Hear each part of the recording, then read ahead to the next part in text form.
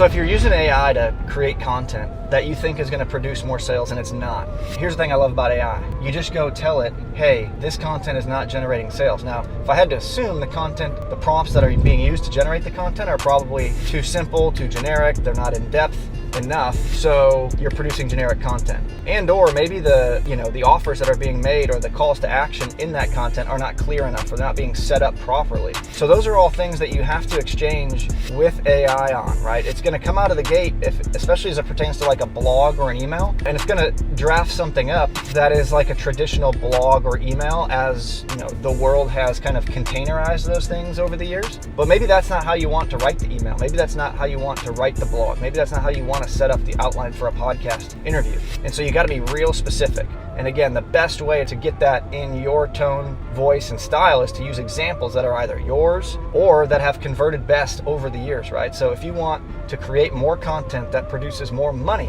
look at the content that you or other people have produced that move the needle and provide all of that context so that now it starts to understand this is the direction that you're wanting it to go in. So when it comes to writing for some of our agency clients, we'll use their best examples, we'll use historic old school best examples, and all of that inspiration that we can provide to make it better and better and better. And the deeper you go, the better that it gets. And I think that's where you look at a tool like Claude versus ChatGPT. ChatGPT is very creative in a sense, but if you're using ChatGPT to write like Instagram captions or emails and it's just not producing or converting in the way that you think it should, I'd highly recommend trying Claude or testing some of the other large language models to see what's out there and how does it respond differently. And take that information, apply it, and make sure that when you are producing content that is not producing sales, that you're going back and reporting that to the AI model so that it knows, hey, this got no engagement. Nobody clicked through this. Nobody bought on this sales page.